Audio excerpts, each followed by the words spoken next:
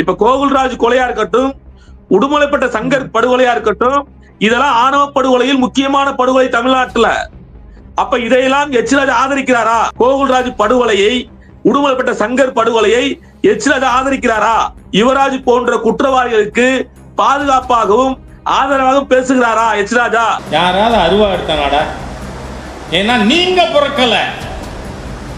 இன்னைக்கு ஆணவ கொலைக்கு காரணமே சுபவீர பாண்டியன் திருமாவளவன் தான். இன்னைக்கு ஆணவ படுகொலை சாகுற அத்தனை பேருமே இந்துக்கள் தானே, புரியுதுங்களா?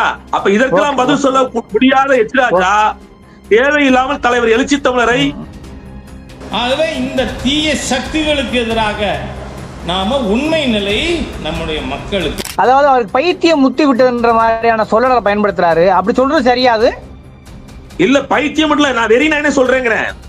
நான் தெருல நாய் குலைச்சி, ஒருவேளை இப்போது அவருடைய உடல் நலம் மனநலம் சரியாக இருக்கிறதா என்று அவர் மருத்துவரை பார்த்துக் கொள்வது நல்லது.